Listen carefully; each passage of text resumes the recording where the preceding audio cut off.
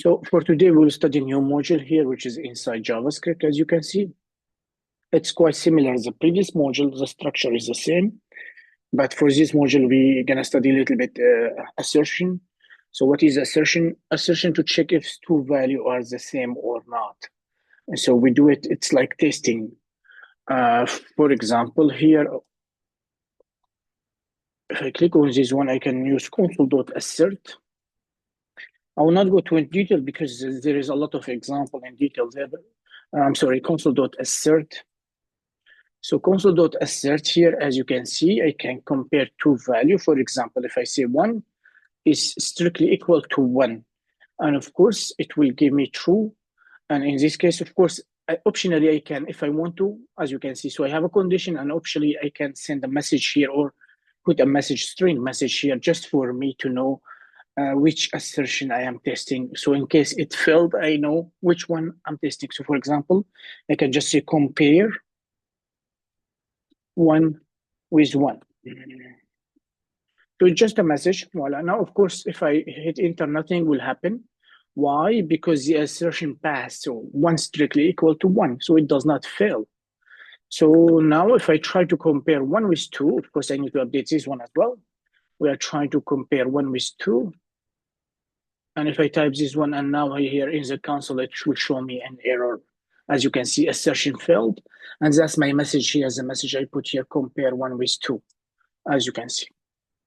So that's the basic of assertion. Assertion, it just means compare two values to see if they are equal or not. Yes? Yeah. Yes. Yeah. Good.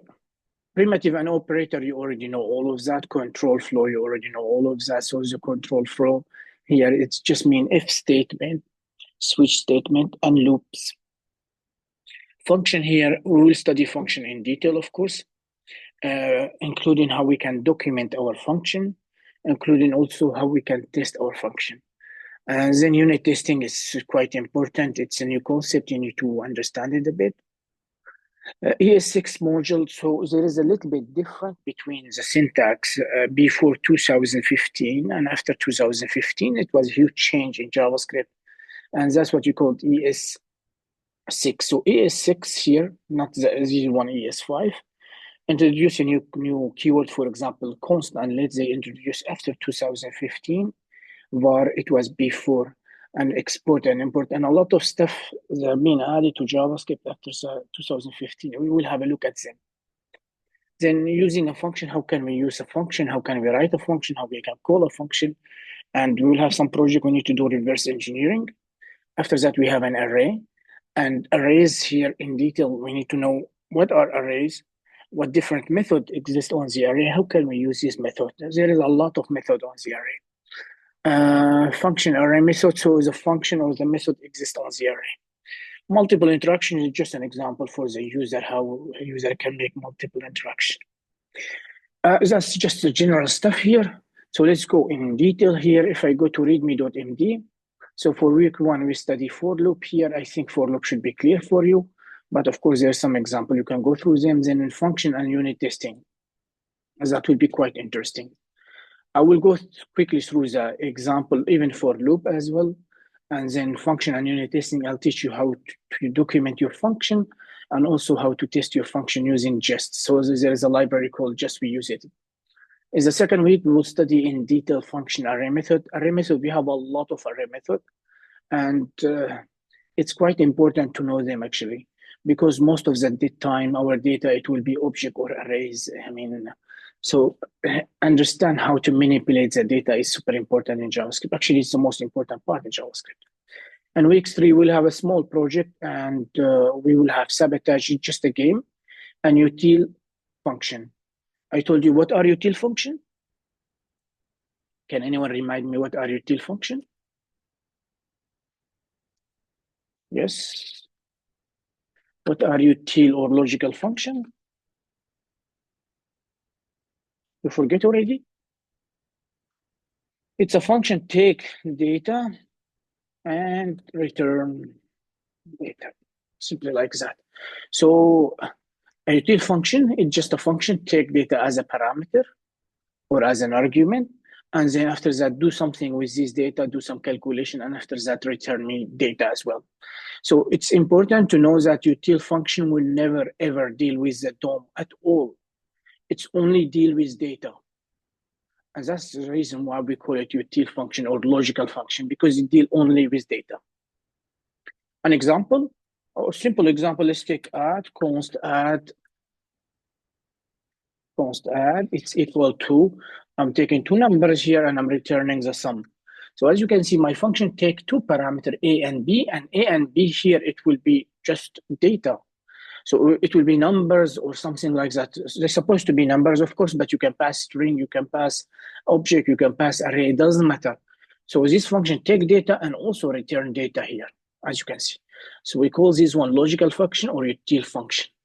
It's not inside my function. For example, I'm creating a DOM element like that. I'm saying li, it's equal to document.create li, and then I'm returning li here, like that. Okay, it's not like that.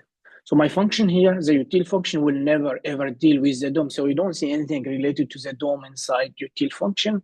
And of course, they will never return a DOM element because they don't have any DOM element inside them. Is the concept clear? Yeah. So again, util function or logical function, their function only deal with data. So they take data. Of course, we already know what's the data type, primitive data type or a reference data type. As they will take data as a parameter and they will return data. That's it. They never deal with the DOM. Never, ever. Should be okay. Just give you a general introduction about the module. So now let's go to the first one here, which will be for loop actually. So click on this one. We have isolate and integrate. I'm just going through the example here. Click on that. And I'm going to open it in my study licenses. So you already know what's the for loop here. So what they are doing here, of course, you can read this one here. They are just dividing the for loop into different steps just to make it a little bit easy for you. So the for loop normally, as we know, we have first what we call the initializer or the starting point. I need to define a variable, and this variable, I need to tell my loop where to start. After that, semicolon, they are separated by semicolon, of course, for loop. The syntax is like that. And after that, I need to add my condition. And then here, either the decrement or the increment. And then I have my code simply like that. Now, if I run my code, what do you think it will happen here? So my step is 0 as long as my step here is less than 0, and I'm incrementing actually. So what I will see in the console, I'm console.log step here. 1 to 3. And what about 0? Yeah. It will be 4.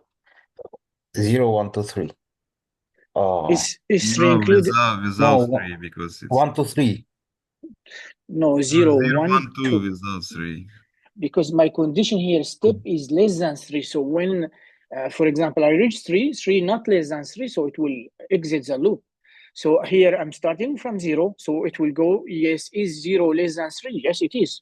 It will console.log 0. The second one here, after that, it will increment by 1, as you can see.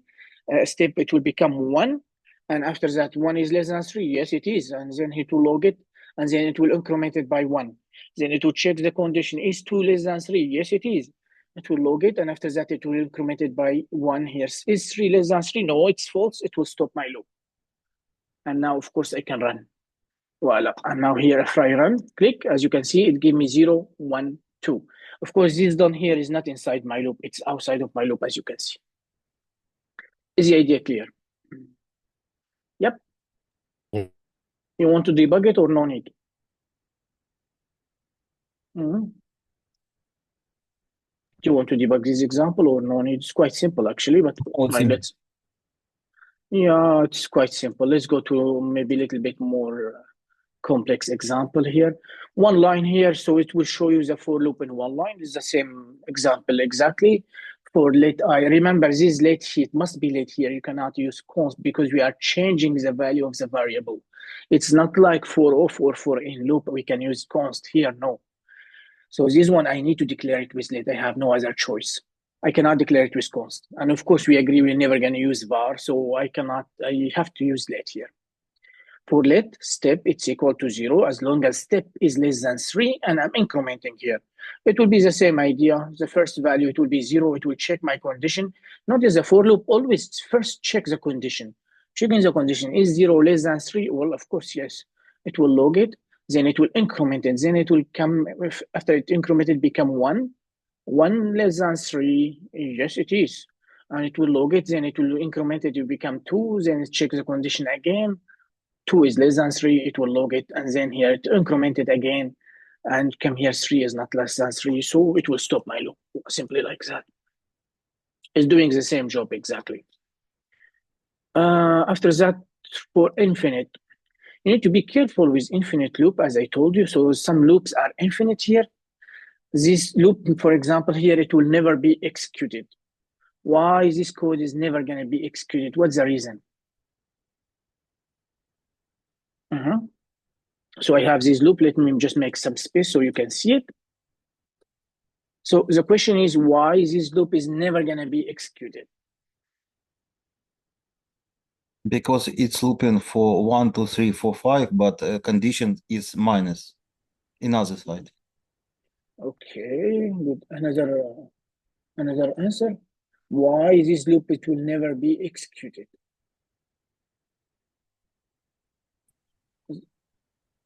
Yes. Muhammad, I cannot hear you, Muhammad.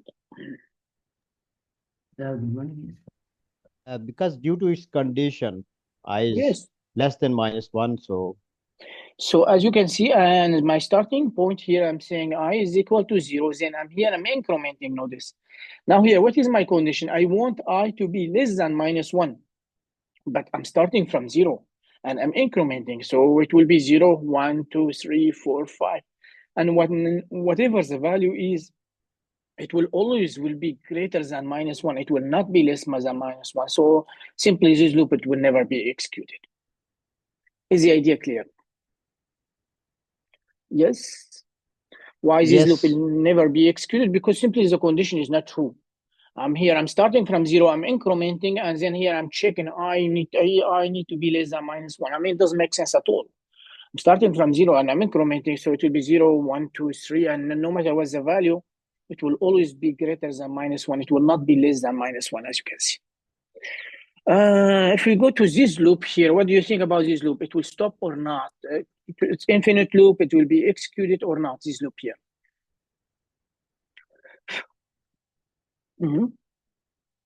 I mean, it's normal loop, huh? Yep. it will stop. It will stop, yeah. Roman? Yes. What do you think about this loop here? What's going on? It will be executed. So as you can see, the I is 0 here, and my condition as long as I less than 8, and I'm incrementing. So it does make sense actually, because here the first time it will be 0, the second time it will be 1, and of course 1 is less than 8. So it will still be execute the body of my loop, and after that it will increment it to same idea. It will execute the body of the loop 3, 4, 5, 6, 7 until it become 8. So when it become 8, 8 is not less than 8, and it will stop. So that's typical for loop here. It will stop after 8 iteration. And you may tell me it's less than 8. Yes, but we are starting from 0. Don't forget that. So 0 is one count actually. 0 and 7, it will be just 8 iteration. And we have an example also of what we call infinite loop. You need to be very careful with these loops here. Why this loop is infinite? Any idea? Why this loop it will be infinite? Because the condition is always true. Because we are incrementing the number, and number will be always more than -1. Of course. So as you can see, we are starting from 0 and we are incrementing by 1. And my condition here, I want I to be greater than -1. But I mean, 0 is greater than -1. And then after I increment, it will become 1. Also, it's greater than -1, 2, 3, 4. And it doesn't matter which number here, because I'm incrementing, it will always be greater than -1. So that's infinite loop. Yes. So the idea of the example here, we're just trying to show you that we could have different type or your loop here could do different thing. Your loop could be never executed depending on the condition. So you need to be careful. Starting point, that's simple here. After that, you need to be careful. You are incrementing or decrementing, and here, depending on the condition. Sometimes, if you are not careful, you may end up with infinite loop. That means a loop will never stop. And lucky for us, we have a loop guard here. So if you do the loop guard here, I'm going to do the loop guard. I will turn it on. And my loop guard here, it will allow any loop to run only 100 times. After that, it will stop it automatically. Of course, you don't have loop guard in normal JavaScript, so you need to be careful. But in study lessons, we have. So if I log, so as you can see here, my first one here, it's not executed. My second one, it's okay. My third one here, as you can see, it's running from 0, 1, blah, blah, blah, blah, blah, blah, blah, infinite, and it become 100. After the 100, the loop guard just stop this loop because it's simply an infinite loop. I'm assuming it's very clear because we study loop a lot last module, but if it's not clear, please tell me, I can explain it again. Yes? Yeah. Good. What else? Iteration over string. Of course, what is a string? Can anyone tell me what is a string? What is a string? Primitive data. Yeah, it's type of data, of course. It's surrounded by single quote or double quote or backtick. But what is a string here again? So for example, if I type hello, the string is more like object or more like arrays? More like object. Are you Array. sure? Array. Yes, because I told you a string is just an array of character. And now we will see why it's very likely it's more, actually it's an array. It's never like an object. Why? Well, we'll see now. So as you can see, we have character 2, character 3, 4, 5. So here, this series of character here, it's just like an array of character. Okay, you may tell me why you are saying that. Well, let's see here. So I have a string here, which is called WXYZ. That's my string here. Of course, if I log my string here, it will give me WXYZ. And if I log also the length, as a length of the string, what will be the length of this string? What is the length of this string? First, what is the string length? 3. What is, so if I type here, for example, my string A string dot length, like that, what is the length? 4. 4. 4. It's 4, but what it is as a definition, if I ask you to define the length, what it is? It is the number of the character inside my string. Yes. So how many characters string included is the length. And if you remember, also with array we have length. Why? Because the length of the array is how many items inside my array. So that's the first similarity between the two. The second similarity here, I can access the first character inside the string using the indexes. And as you know, in the array, we use indexes here. So I say bracket 0, bracket y, bracket 2, bracket 3, bracket 4, and that's what we call the indexes. And of course, we use the same with arrays, as you know. So in a string, we can access any character using the indexes. And you need to remember that the indexes start at 0. So on most or all programming language, the index all the time starts with 0. So here, the W, its index is 0, 1, 2, 3. Very important note, all the time the length of the string, so the length, it will be greater than, the index, the maximum index by 1. Why? Because the length now it's 4. The length of this string is how many characters we have. And the index starts from 0, and it does not start from 1. So here 0, 1, 2, 3. So as you can see, the maximum index is 3, the length is 4. So all the time the length is more by 1 comparing to the maximum index. So if I want to get the maximum index, I can take the length minus 1. Remember this one, string length. So my string here is a string. So if I want the last index here, I can simply say my string dot length minus 1. Yes? Yes. Yes. Good. Also, as you know, we can use for loop to iterate through the string. And also, if you remember, I told you we can use for off loop, and for off loop normally we use it with arrays. Is the idea clear? Yes? No? Yes. Yes. Let's take another example here just to show you. I can just reconst hello world. I just reconst message. Let me just increment this guy and get rid of this one for now. So I'm going to declare a variable message. As you can see, it's my string. So if I want to know what is the length of my string, of course, I can simply just say log message dot length, which will give me the number of the character inside string. So it should give me 12 actually. Why 12?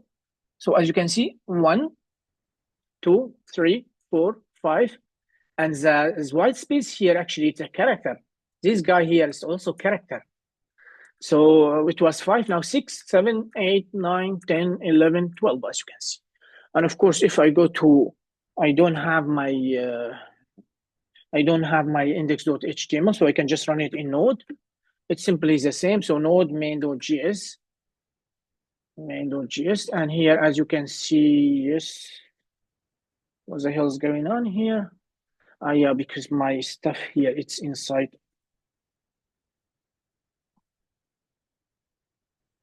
It is inside source, if I'm not mistaken. Yeah. So Node src index, it was index, no, it's main.js. Well, and as you can see here, it's just give me 12. So that should be simple here. Of course, I told you also we can access any character inside the string depending on here on the index. So for example, if I say message bracket 0, what do you think it will give me? Message bracket 0, what it will give me? Message bracket 0, which character H. it will give? Of course, it will give me the H because the first character here, yes, it will give me H. If I try 1, the 1 here, it's E, so it will give me this 1. If I try 2, it will give me L, which is this one here. If I try again with 3, it will be the third character 0, 1, 2, 3. It will give me the other L. If I try with 4, it gave me O. And here, if I try to log these guys, as you can see here, you'll see, as you can see, HELLO, as you can see. So we can access any character inside the string using the indexes if we need. It's very similar to array. Actually, it is an array of character. That's first. Second here, with a string, I can, of course, use, as I told you, for loop or for off loop. So let's try to loop through this string. In order to loop this through this string, it is very similar to array as well. So I can just say for, let I, it's equal to 0. Why we are starting from 0 again? Why I'm starting from 0? This I, it will be the index of the string. That's why I'm starting from 0. Because here I will use these indexes to access the character inside my string. That's the reason why I'm starting from 0. As long as I less than 12. Message length. Yeah. Message length, because I already know what is the length of my string. And here I plus plus. Now my question here is why message length? Why here I should be less than message length? Why could not be less or equal? What's the reason? Because Why it need to be from 0, not from 1. If you start from 1. Yes, because as I told you, the length always is greater by 1 comparing to the maximum index. And that's the reason why my index must be less than message.length. It cannot be equal because the length is number of the character. We're starting with 1, but the indexes we're starting with 0. That means the length always, it will be more by 1 comparing to the maximum index, which is 12 here. The length, it will be 12. This one here, the maximum index, it will be 11. And of course here, simply, I can just log my stuff here. So let's log. How can I access again my string? Well, it's simple. I can just say message my string bracket I. So now I'm using the indexes, as you can see, to access each character inside my string. And of course, I can run it. And as you can see here, give me HELLO.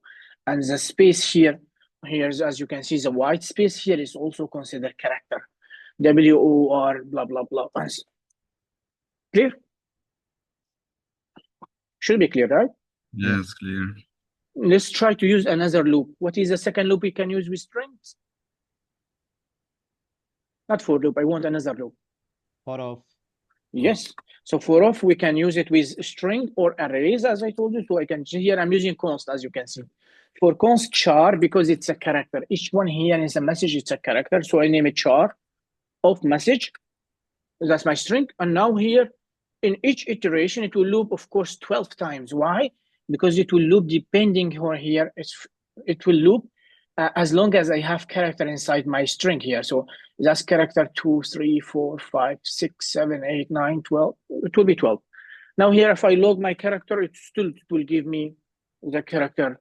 So it will be this character, second it will be this character, third it will be like third iteration L, the fourth iteration L, and so on.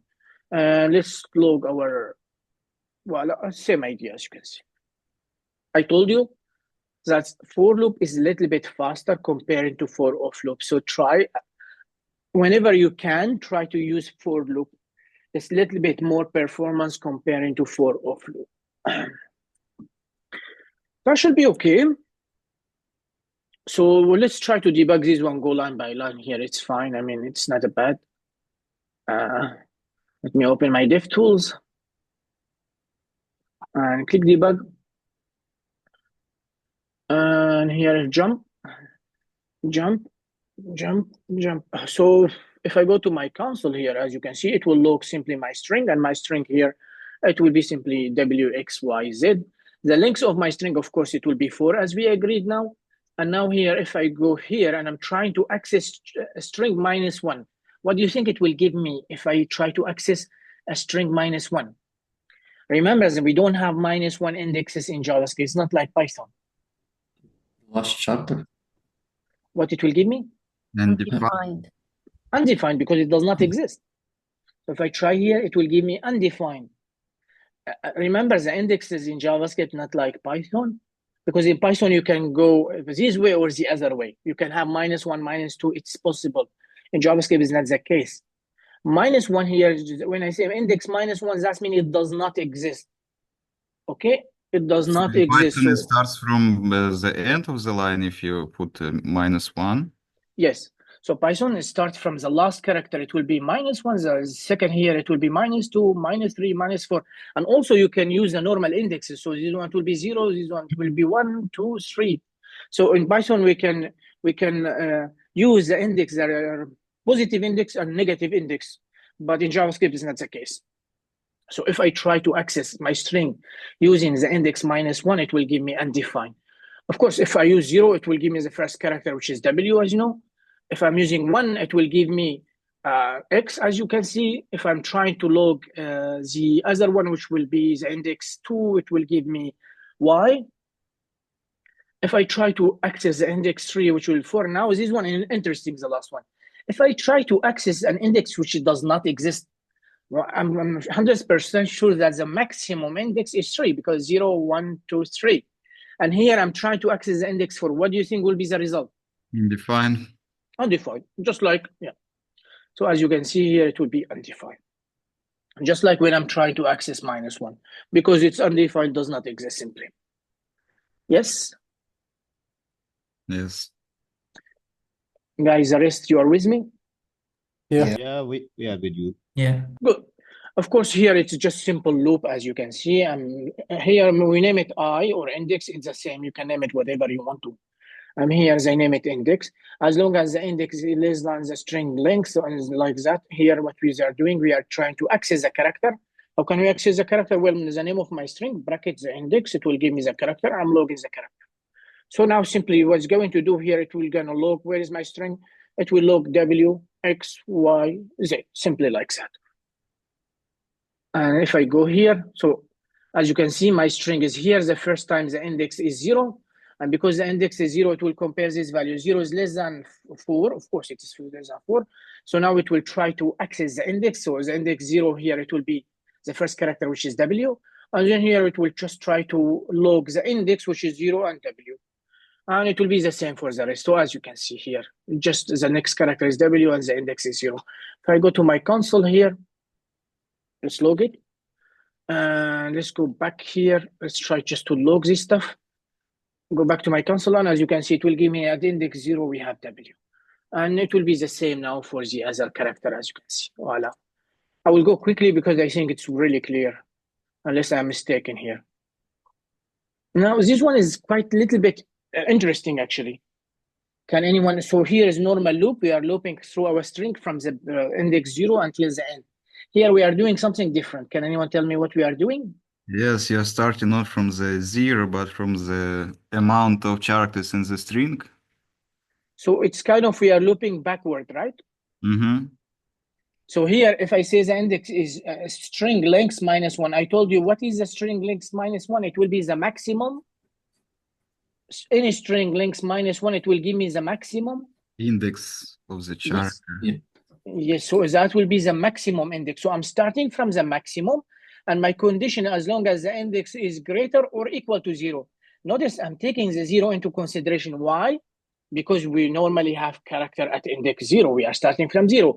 And here we are decrementing, as you can see.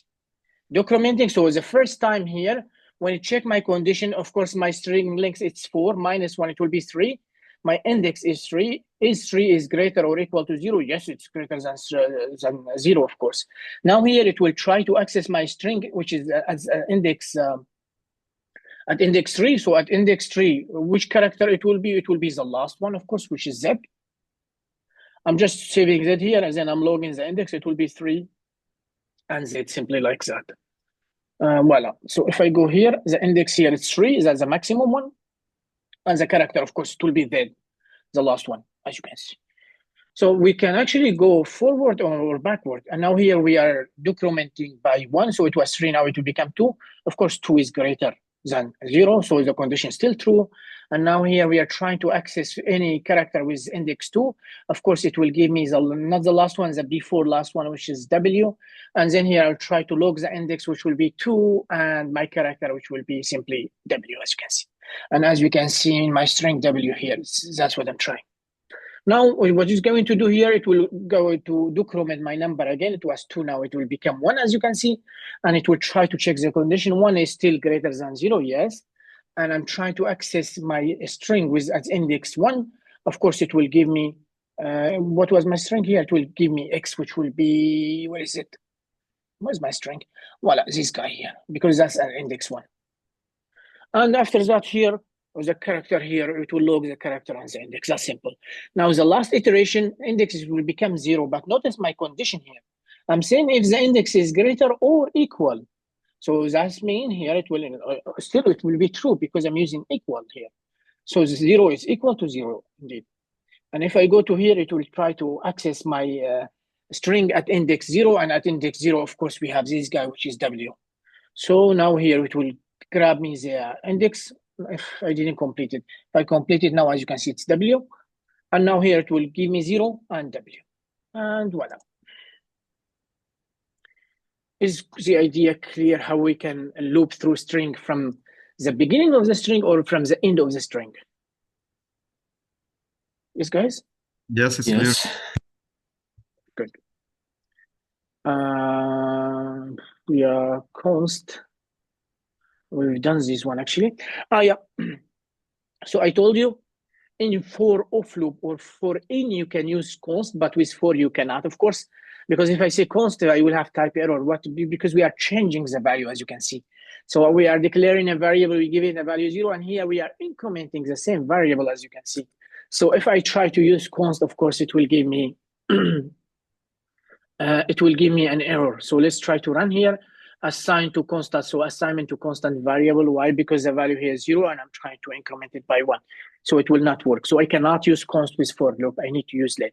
With the other loop for off and for in, I can use const.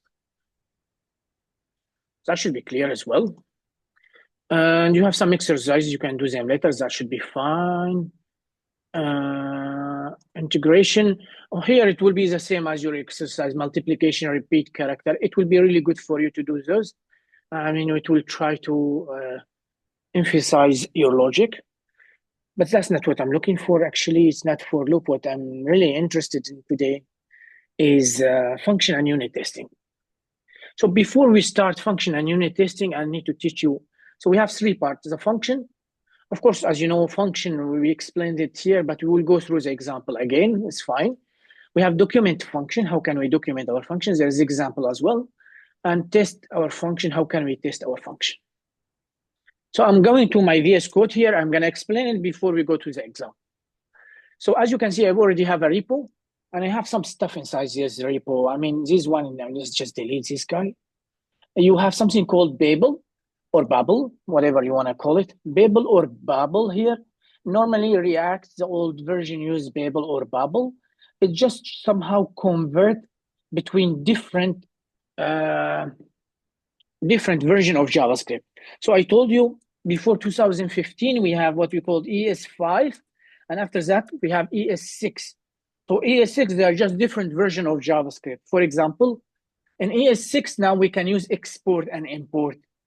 And ES5 we cannot use export and import because they are just different version. Of course, we have ES7. After ES6 now it become with year, so it become 2016, and now 2017, 2018. Each year they add a new stuff here in JavaScript. But the most significant change that was between what we called 2015 is what we called ES6. ES6 introduced this kind of change a lot in JavaScript. Is that not important for me? What's important for me here, I'm using this Babel, this setting here. Again, I will give you the setting. Don't worry about them.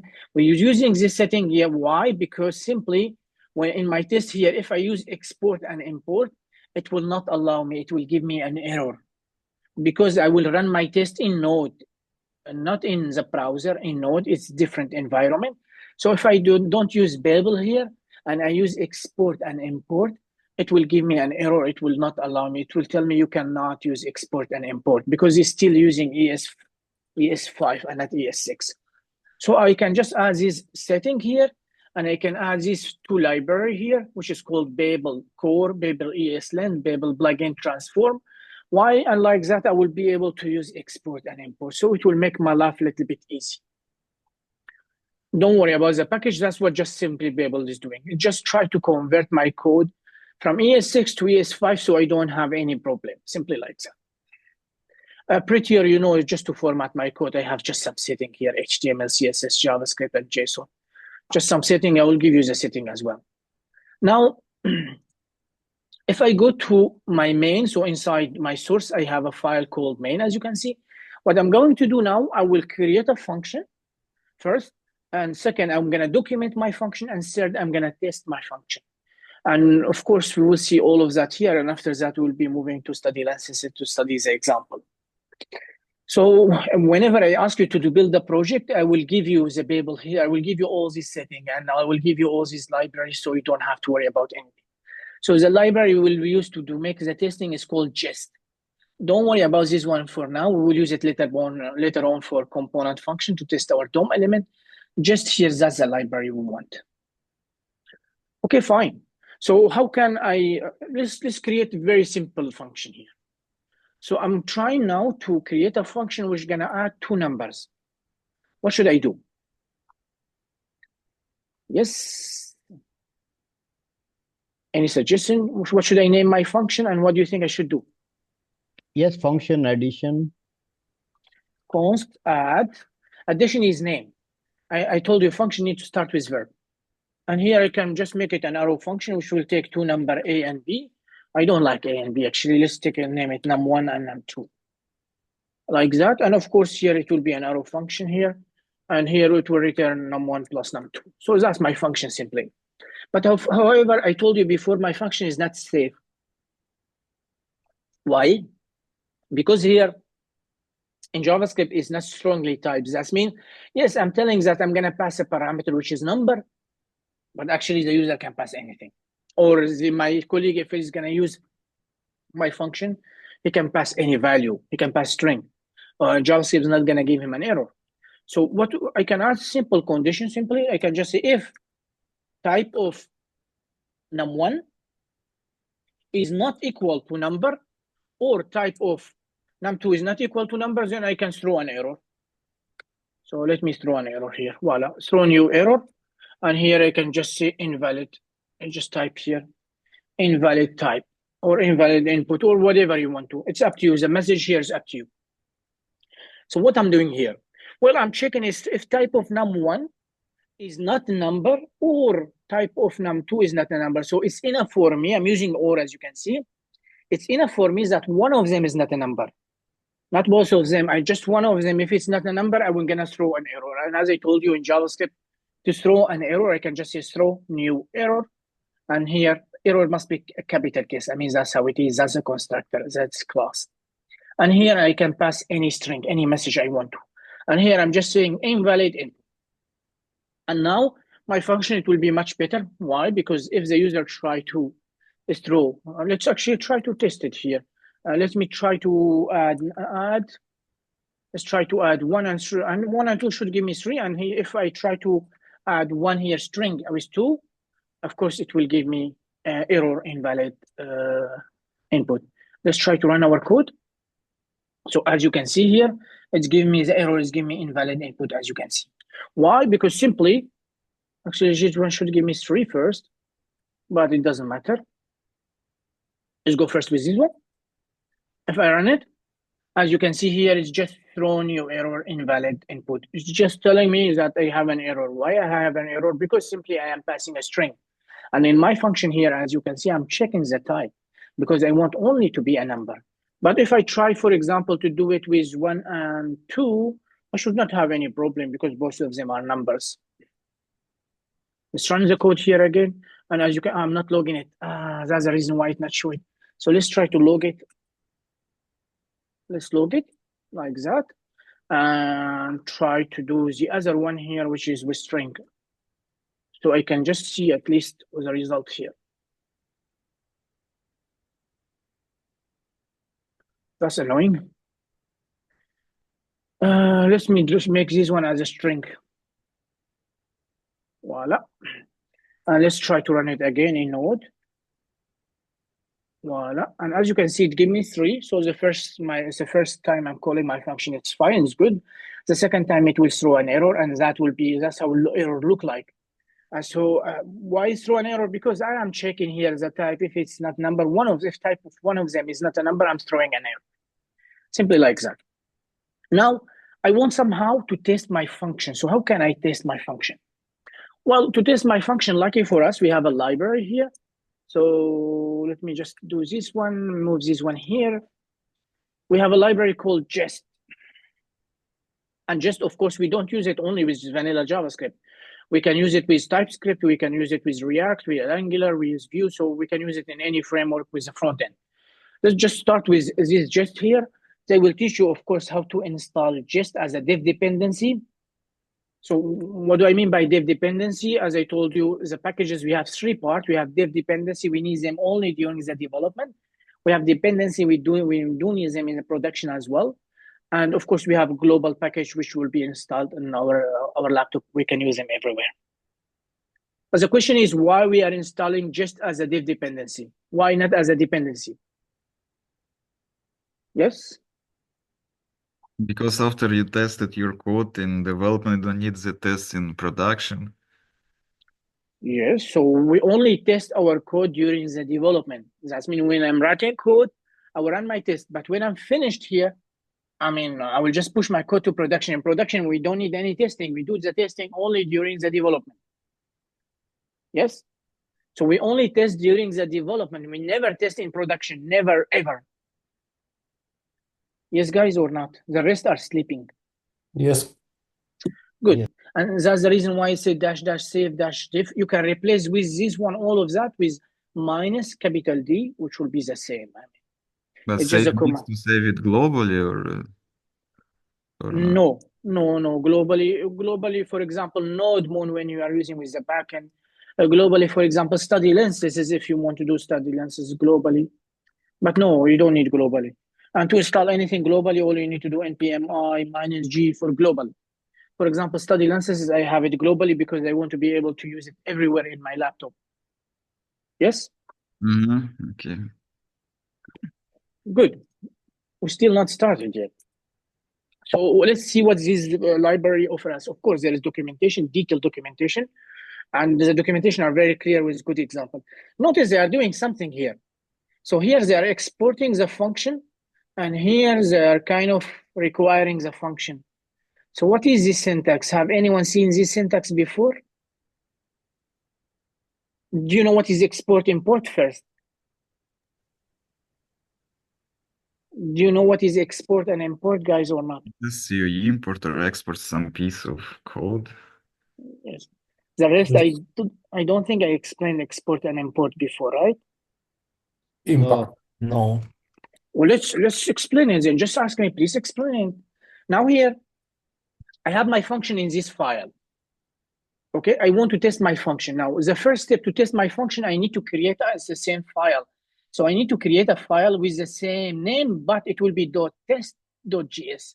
So I need to add test.js. Why? Because if I go to the documentation here, and if you read the documentation, so you see, so the name of my file is some, and it must be some.test.js. Like that, just know that this file here for testing.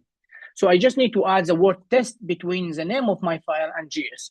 So let's create a file to test our code here, our function. So I will create a new file and name it main. It's important to be the same name. .test.js. Voila. And as you can see, my VS Code give it a special icon. As you can see, it's just for testing, as you can see. So that's, if you want to test anything, you need to create a file with the same name, .test.js. That's important. So now somehow I want to write my test here, but the problem is I have my function here. So in JavaScript, we have something called modules. Modules mean files. That means this function is available in this file, but is not available in this file. So what should I do? Well, I can simply export this function, export it, and then I can import it here. It's kind of taking this function and moving it here to, of course, the function stay as it is. I'm just kind of making the function available inside this file as well. So how can I use export and import? Well, it's quite simple. All I have to do, we have, of course, two types of export, and we will study that a little bit in ES6 module. You will see export here. So if I want to export one thing only, or if I want to now here in this file, I want to export one thing only. If that's the case, I can export it as default. So I can just say export default, and the name of my function. Voila.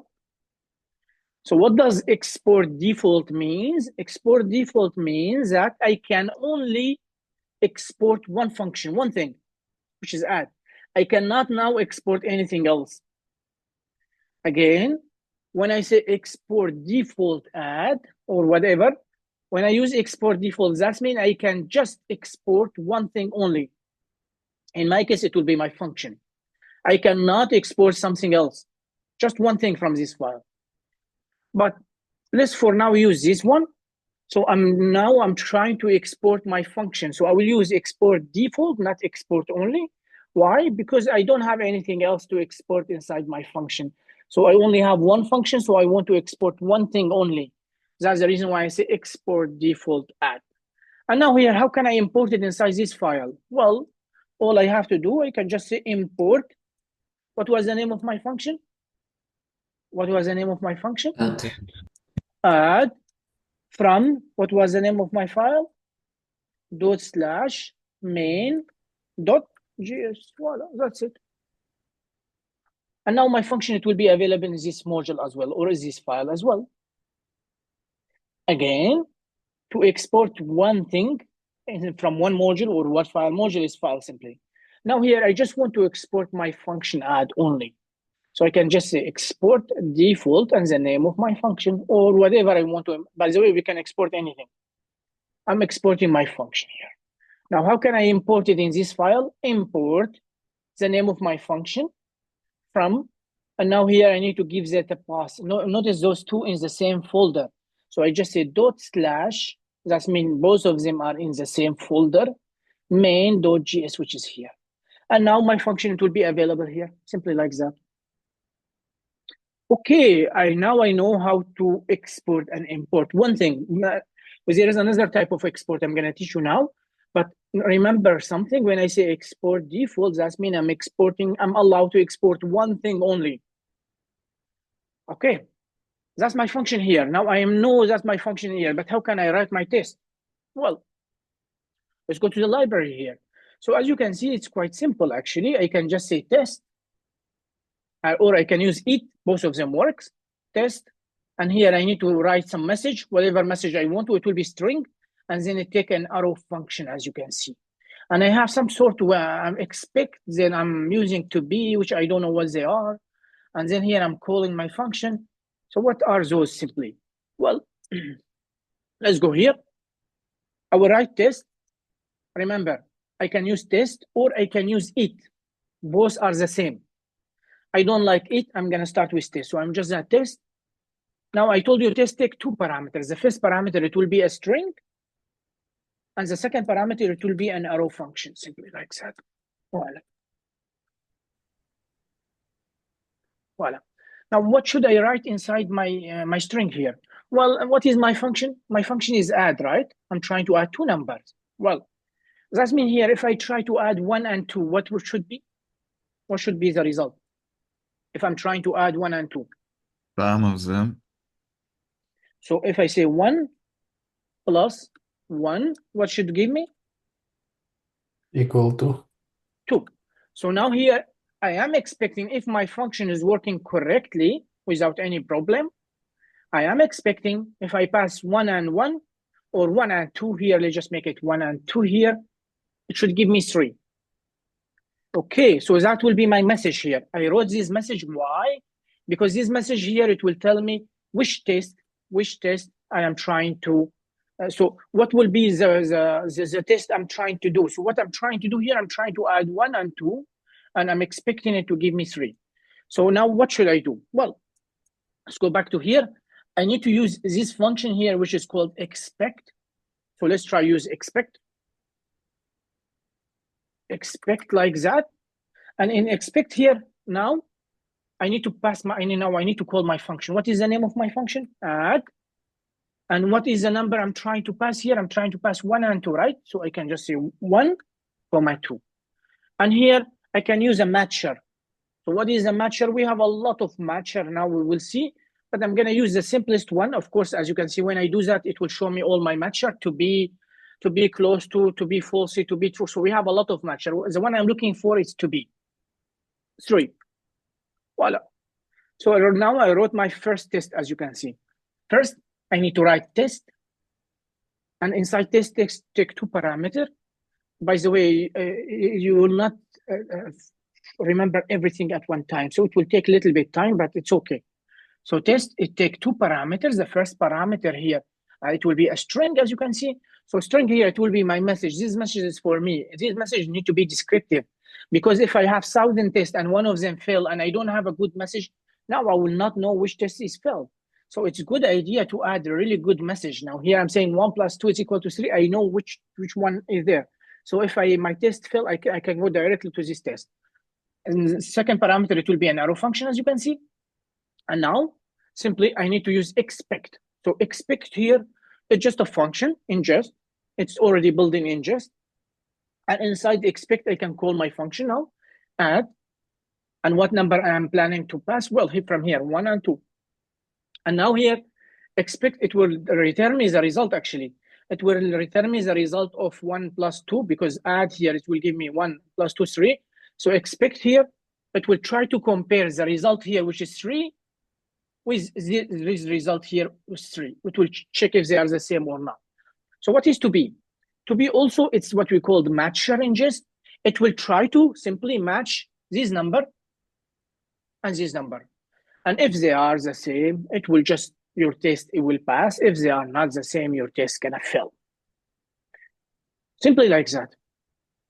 Let's try to run our test. But how can I run my test? I don't know how to run my test. Well, as you can see, they are telling you, you need to go to your package.json and script. You need to add this one, test jest. That's just that. Test jest, the name of the library. So let's go to here. Of course, I have already jest coverage. I will not add coverage. I will teach you what coverage later. So I'm just gonna add the name of library, as you can see, only just test jest. Now to run this script, I need to say npm run. npm run. npm run jest. No, I've run the script for the npm. So It's test. Yeah. npm run test. And if I run it here, notice what happened. There's something nice is happening, actually. I see something very cool. What is this cool here? So as you can see, it's telling me, remember the message I wrote here, this message is telling me 1 plus 2 is equal to 3. That was the message I passed to my test. It's telling me, check, it's passed. And it give me the total test. How many tests do I have in total? You have 1, and total, I mean, you pass everything. And they're in green, as you can see, that means I pass. We have test suits. I will teach you what test suits now, what they are. We can group some tests inside one package. So you can imagine it like a box, a test suite like a box. We can put many tests inside it. I'll teach you later, don't worry. Let's try to run another one here. So what I'm going to do here, I can run, maybe I'll try 100 with, I don't know, 100 with 20, for example. So I can just retest. Or maybe you can, if you want, you can copy paste it. It's fine. Voila. And now here, all I need to do, I need to change this number. So I want with 10 and 20. Of course, 10 and 20, I am expecting it to give me 30. Let's say for now, just I want to test my fill. I want to test my fill, so I'll make it 3.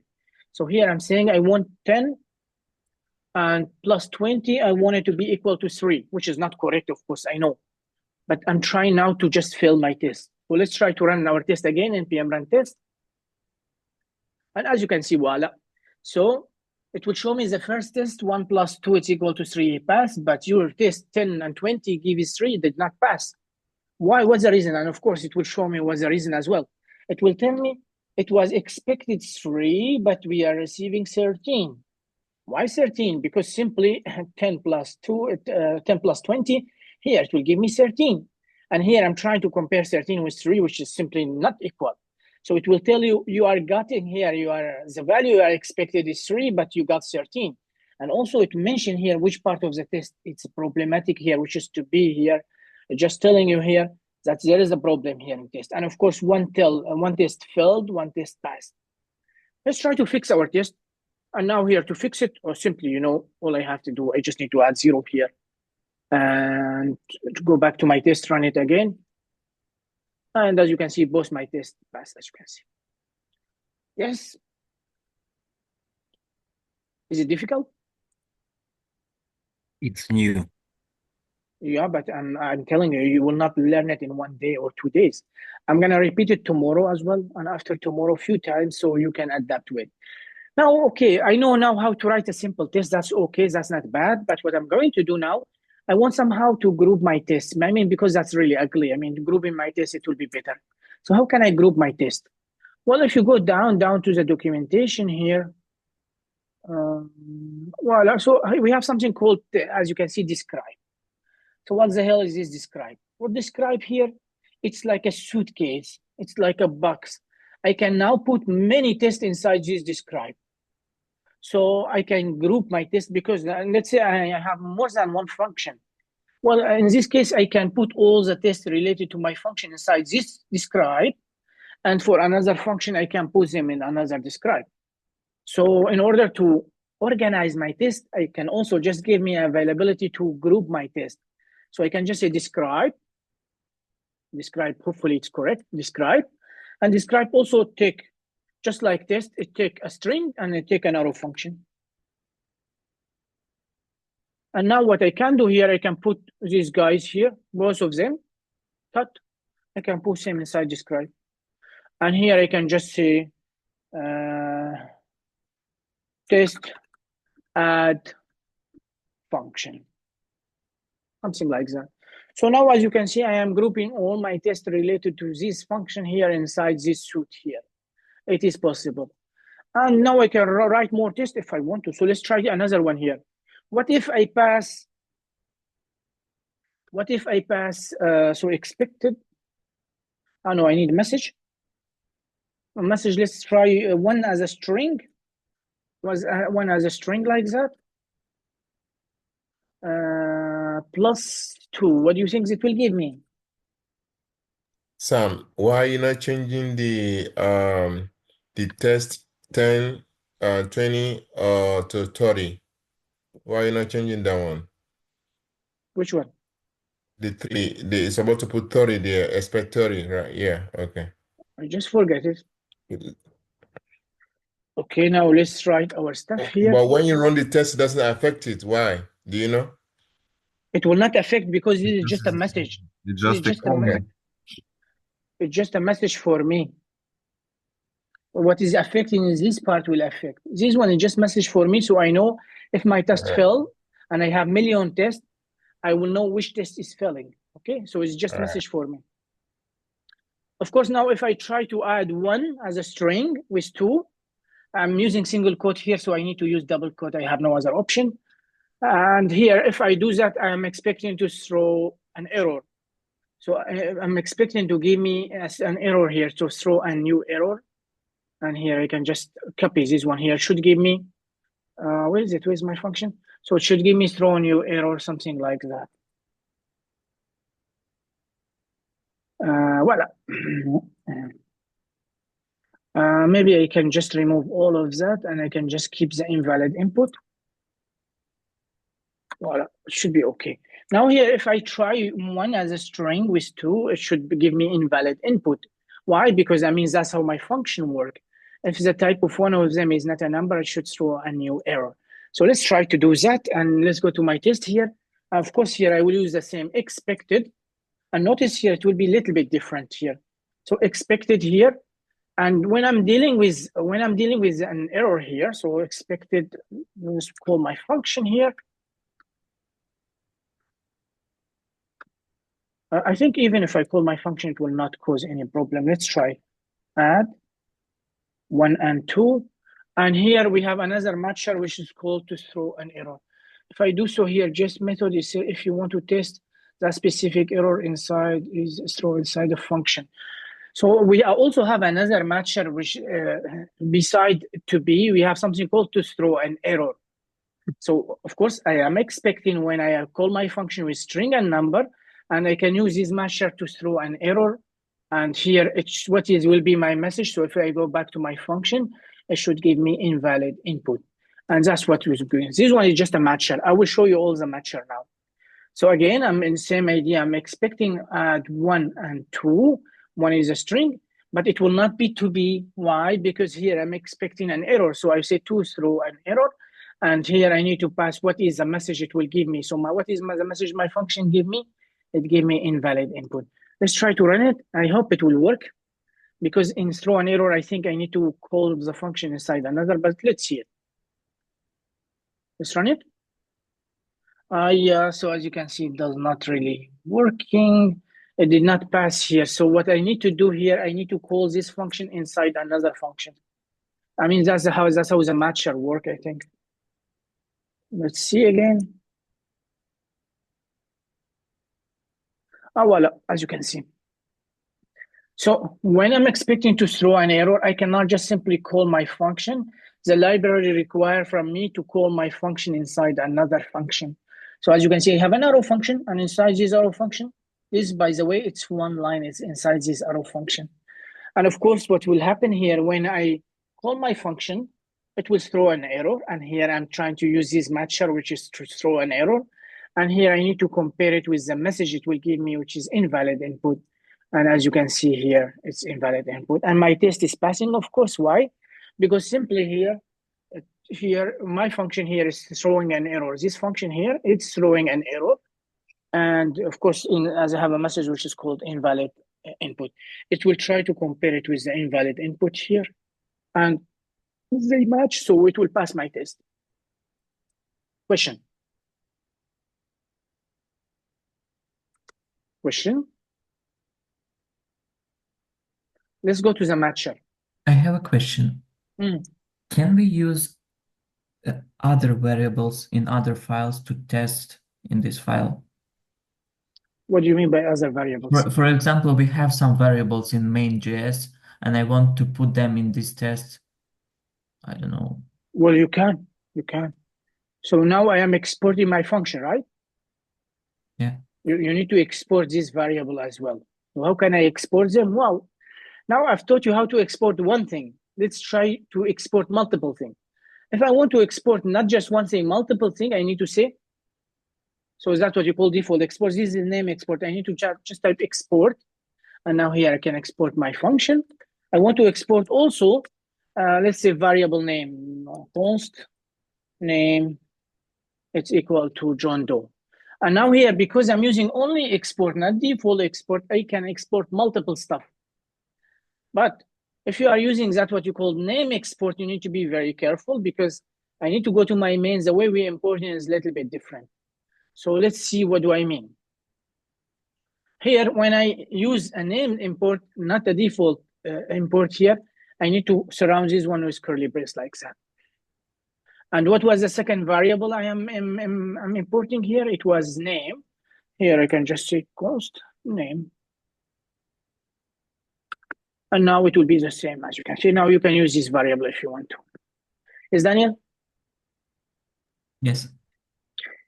Okay, so type of export is two. If you're gonna use a default export, as we see there is one way, just import the name of my function without curly brace from like that. But if I'm gonna export multiple stuff from this file, I can, but I cannot use export default. I can just use export. So export, and I can export depend how much I want to, it's fine. But when I use, that's what you call name export. When I use name export, notice I need to go here because I can have multiple names. That's the reason why I need to use curly brace like that. And the name here, add names, they must be the same. So it must be exactly what I am exporting. I am exporting the name of my function add, it must be add. I am exporting name, and it will be the same here. So I will go here, add name, and I will have both. Yes. I will go back to the default export because I'm exporting only one thing. Voila.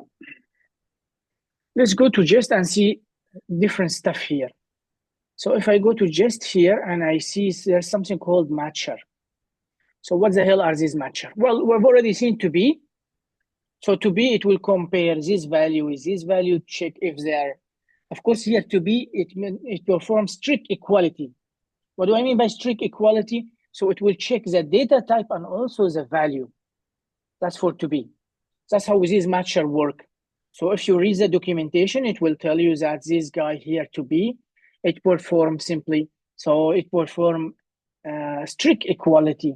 And strict equality, it will compare, it will check if the data type is the same. Of course, both of them are number, and 2 plus 2, it's 4, and the value is the same as well, so then it will pass. So when we need to use to be, well, we use to be with primitive data type. Yes. So to be, we use it with primitive data type. Is it okay? Let's go again. Let's go again. Of course, you need to read the documentation to see what different masher you have. I'm going to remove this test, or maybe I can just share it with you. You are not required now to write any test, so it will be after a few modules, but it's a good idea to see how they are working.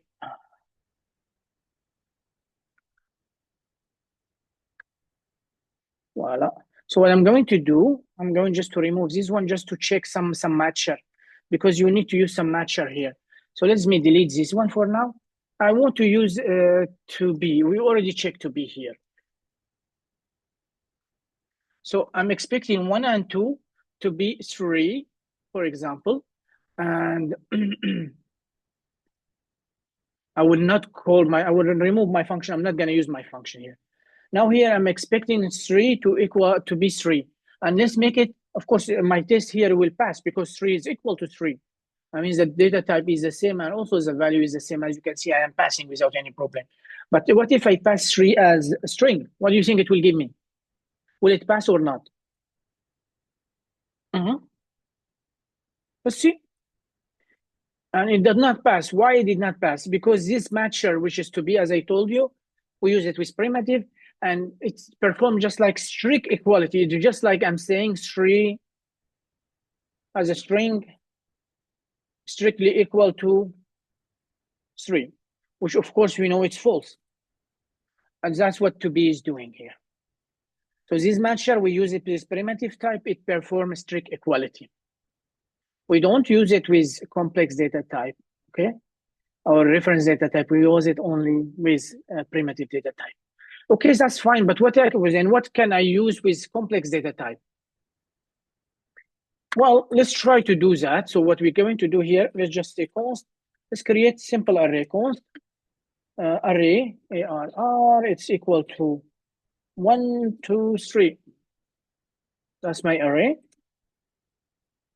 And now what I'm going to do here, I'm expecting my array ARR to be equal to, of course, it should be give me 1 and 2 and 3, as you can see. Of course, when we are dealing with primitive data type, I told you we used to be. When we are using with complex data type, we cannot use to be. We need to use something called to equal. Voila. And here's this matcher here. Voila. So to equal here. I can run it now. And of course, as you can see, it's passing. So again, to be, we use it with primitive data type, with string, with numbers, with Boolean, null, undefined. But to equal, we use it with arrays and object. Is the idea clear? Yes. Yeah. Yeah. These two matcher, we use them a lot. Of course, we have more matcher here. So if you go here, we can check here to be null, if a value to be null or not. So for example, here, I'm expecting null. I can use a matcher to be null, for example, to be null. I can use it. Voila. And of course, here, if I run my test, it should pass, as you can see. So I can use this matcher here as well to be null. And here, of course, we have a lot of matcher to be undefined, to be defined, to be truthy, to be falsy. If you remember truthy and falsy, I'm expecting this one to be falsy, not truthy, right? Because null should be, do we have to be falsy? No, I think we have to be truthy. So let's use this one here, 1, for example. Of course, one, I'm expecting 1 to be truthy. So if I try to cast it to a Boolean, as you can see, it's passing because 1 is truthy. If I'm trying to pass 0 to be truthy, of course, my test will fail. Why my test will fail? Because, I mean, 0 should not be truthy. It should be false, actually, as you can see. And there's a lot of matcher also. To be falsy also we can use. So I can use to be falsy. Those are just examples. You don't need to remember all of them, because most of the time we are not using them here, as you can see, to be false. We have to be greater than. For numbers, we can use to be greater than or equal, to be less than or equal, to be, I've shown you this one, to equal. I told you we need to use it with reference data type. With string here, I can use to match or not to match, dot match, and pass regular expression. And if it pass here, it will give me something, or not pass, it will give me something. So I can use those with string. With array and iterable here, that means with arrays, I can use to contain, to check if milk is inside the array or not. So here, that's my array, and there is a value milk inside. So I can know if there is any value inside my array or not. That should be, for now, the most useful matcher. Of course, you don't need to remember any of those all the time. You can go back to the documentation, see how it's working. It's quite simple, not that complex. Is the idea clear? Yes? Yeah. Yes. Yeah. So that's the basic of testing. So to test anything, as actually any function I have, I write my function, I will export my function. But simply because the function exists only in this module or file, I can export it default if I have one function. But if I have multiple, I need to use it, export it as a name export. I can import it this way. So if it's default import here, I can just use import add from. If it's named, I need to surround it by curly brace and write everything I'm trying to import. And to write for any test here, I need first to put it inside describe. Describe is just like a suitcase. It's like a box. It allows me to nest multiple tests inside it. And that's how the test work here. I mean, test, this function is provided by jest. And the first parameter, it will be string. This string here, it must be describing what you are trying to do. It's important. Otherwise, when you have 1,000 tests and you run your test, one is failing, you do not know which one is failing. This message is for you, so it needs to be descriptive. After that arrow function, so I need to use expect, and here I can call my function, pass some value I want to, or any value I want to, and then here I need to use matcher. Well, we have a lot of matcher, but the most common one used, it will be to be or to equal. To be with primitive data type and to equal with reference data type, simply like that. I'm gonna repeat testing again because I know it's the first time, so I'm gonna repeat it again and again and again. I forgot to teach you how to document your function. So I'm gonna share the library with you, and whenever you are writing test, you can just go to the documentation. I mean, why not? It will be good for you.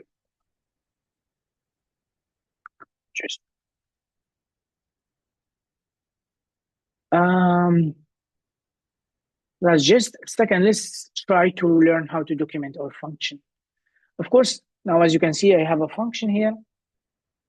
My function is trying to add two numbers, so I need somehow to document my function, to write some comment for my colleague and also for me in the future, so they will be able to understand what the function is doing, what different parameter I need to pass, and what will be the return value. So document the function is super important actually in JavaScript, or in all programming language actually. But in JavaScript, we use something called GSDoc. So again, I'm going to share this one with you, GSDoc. GSDoc here, it just show you how to document our function. So if you go here, as you can see, is there any other example? Yeah, as you can see here, all the time, if I want to document any function, as you can see, they write a lot of comment like that. Of course, you can go to the documentation, which I'm going to share it with you as well. GSDoc. But let me teach you the simple stuff. How can I do? So to add GSDoc here, or to document my function, I need to add /2* instead of 1. And your VS Code here, it will give you, as you can see, it's telling you a GSDoc comment. If you hit enter, it will automatically be able to read your function here, as you can see, and it will give you some suggestion. So how many parameters I have in my function? Well, I have parameter 1, I have 2 parameters. To define the parameter, I need to use this guy here, @param. That's a convention here. @param, that means it will be a parameter. @param, that means it will be a parameter. @return, that means my function will return something. So what will be the first step to document my function? The first step here is to write a sentence or to describe what my function is doing. So what is this function trying to do? What is this function trying to do? Just Are you with me? take numbers. No, it's not taking number. It's trying to add number, yes. Two numbers. That's what my function is trying to do. So I need to write something in English which will be descriptive what my function is trying to do. And then I will make one space. So between the definition, that's what you call function definition. I'm just between the definition of the function and the param, I need to leave one space here. And now param 1 here. Param 1 here, what type of param 1? What the type should be? What's the type should be? What data type num1 should be? Number. So I will just type number like that, num1, and here I can add minus. So what it will be, this one here, it's my first number I'm trying to add. Now for param2, it will be the same idea. What's the data type? It's number. And here I will add minus, the second number. What's the return value should be? What's the return value should be? Well, it should be also a number, and here it will be the sum of numbers. Voila. I can make some space like that. Voila. So as you can see, first I need to write a sentence in English which describes what my function is doing. Try to make the sentence short and to the point. Don't add like 10, 20 sentences describing a simple function. As you can see, my function, I'm trying to add two numbers. That's it. Then space, param, because I have parameter. When you don't have parameter, you don't need to add this param. So param, and here I will need to define what's the type of data here. It's number. What's the name of my param? Num1. And here I need to say what it is. It's the first number. That's the first number I'm trying to add. So it's the first number. At param also number, num2, it's the second number. And return here, what I'm returning, what's the data type? It will be number as well. So it will be the sum of two number, as you can see. Is the idea clear? So that is what we call the GSDoc. That's how we document our functions. Also, because my function could return an error, as you can see, I can add @throw, and this here, all of them is the documentation here. So if you go to documentation and see this one here, see there is a lot of stuff here. at function, at param, at stuff like that, you will find a lot of them here. Of course, in the documentation, you don't need all the time to go to the documentation, but what you can do here, command like argument, configuration default template. Yeah. As you can see here, using add param. Constructor, if you have a constructor function, you can add. But don't worry, because everything we're gonna do, we're gonna repeat it, so you will have an idea how can we add this stuff here. So at param 1, here is number, at param 2. Now here at throw, why at throw? Because here I'm checking if the type, maybe my function I'm handling in this case, if the type is not a number, it will throw an error. So I need to say at throw, and here it will be error. It's the input is not a number, or what is should be here. I can just copy this one, and I can just say invalid input, or whatever message you are trying to pass. And like that, I'll document my function, simply like that. Yes? Yes. Yes, no? Yeah.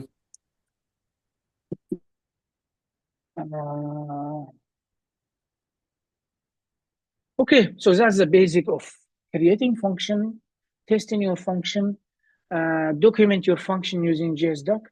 And yeah, let's go to the example now in our study list. I've shared this one with you, I've shared just with you. So let's go to function here. Example, I will do the example, and of course you need to do the exercises as well for today. So here, as you can see, we have simple function, which is called isExist. And this function simply console.login I exist. Now, how many times we are calling our function here?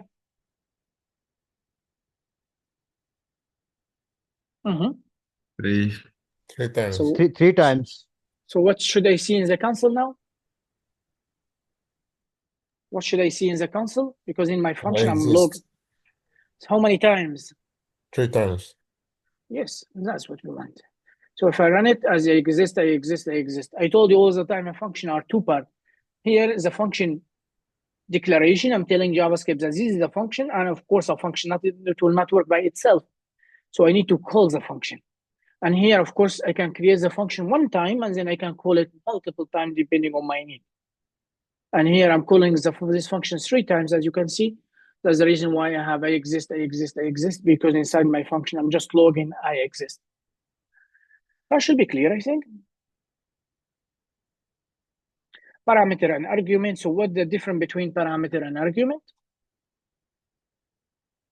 What's the difference between parameter and argument? Parameter is where you store the value, and the argument is where you argue. Sorry. No. Parameter, whenever you declare your function, you pass the parameters, and whenever you're calling your function, you pass the arguments. Yes. So simply as a parameter when I declare my function here, that's what you call the parameter. But when I call my function with a value, that's what we call the argument. That's the same thing, just different naming. So I have a function here which is called log the parameter. It takes 1 parameter, and here what's going to do here, it will check the type of the parameter, and also it will log the parameter. So what's going to do here, it will log what parameter it is, and what the type it is, and also the parameter. So what do you think, what will be the type of this one here? I'm using this function and I'm passing 4. What do you think? Of course, it will be string, and the value is 4. This one? Number. And the value it will be 4. This one? String 2. Yeah. String, and it will be 4. Arg1 and arg1, notice here it's true. What will be? What was the type of true? Boolean. Boolean. Boolean, and it will give me true. What's the type of null? No. Object. How could you say null? We study it many times. It's object. What type of undefined? Yes, undefined is undefined. Undefined. Of course, if I pass nothing to my function, what it will give me? Undefined. Undefined, yes. If I pass nothing here, it will be the parameter will be undefined, so the type will be undefined, the value it will be undefined. And as you can see, string 4, number 4, string, Boolean, true, object null. So the type of null is object, undefined, undefined, undefined, undefined. because here I'm passing undefined the first time, and here when I pass nothing, of course, it will also be undefined. So that should be simple if I'm not mistaken, right? Yes? No? That's me, no. Yes. Return value. So my function, if I need, I can return something from my function. Of course, it really depends on me what I want. In this example here, I have a function, finds a type. I'm passing one parameter, and it will return me as a type of parameter. So it will return if it's string or number or a boolean or a null or object or undefined or whatever, object, whatever. So here it was going to do here, it's going to return the type of the parameter I am passing something. I told you, after the return statement, I'm not allowed to have any code, as you can see. So if you look at the text editor here, it's in different color here. It's in gray color. What's that supposed to mean? That means this line of code is never going to be executed. After return, you are not allowed to have any code. Yes? That's the reason why I say nothing after the return statement is going to be executed. So when you have return, that means that's finished. It's going to return this one, and my function will stop. And any code after the return, it will not be executed. Okay. So here I'm trying to find the type 4. What do you think it will give me? Well, what will return here? Of course, as you can see, I'm calling my function. It will return me something. I'm saving it in this variable, and then I'm logging this variable. So this function finds a type. I'm calling my function with 4. It will return me the type. As a type, I'm storing it in a variable, and then I'm logging the variable. So what this one should give me? Yes? Number as a string like that. Okay. What this should give me? String. String. What this one should give me? Come on, what type of null? Object. Object. What type of undefined? It's of course undefined. Defined.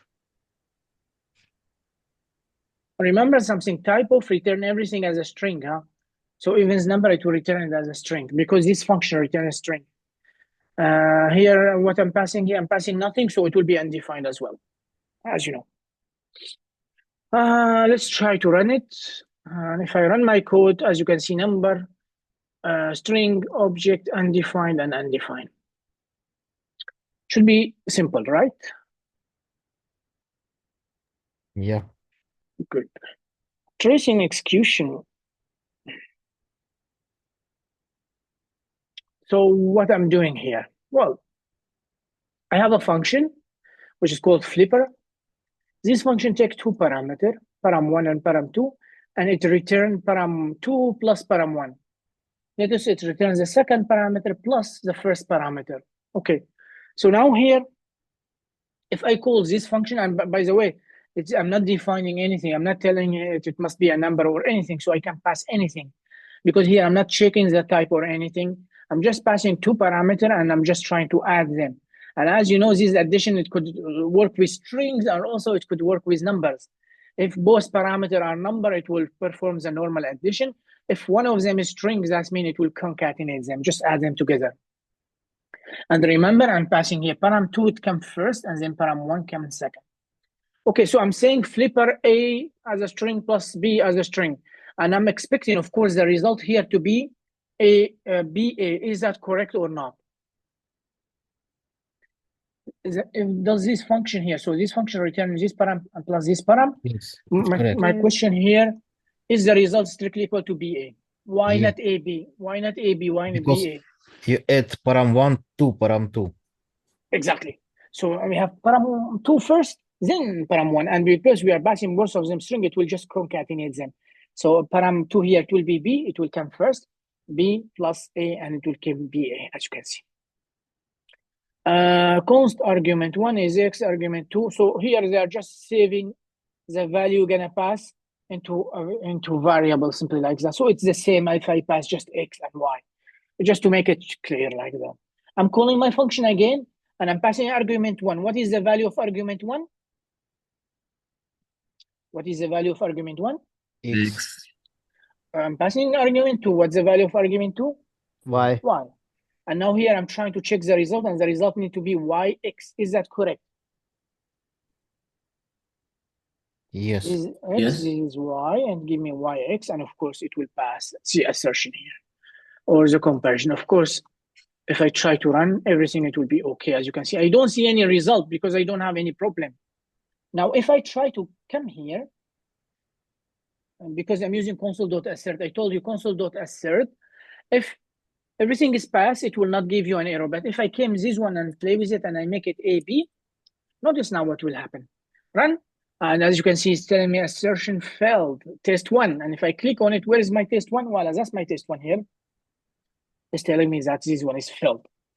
But if the assertion pass, BA, it will not show me any error in the console simply.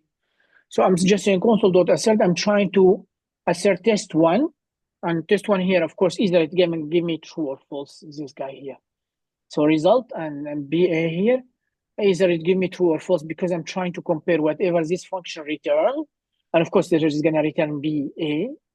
And here I'm trying to compare this one, it will be the same, so it will give me true. And because this one is true, my assertion is going to pass.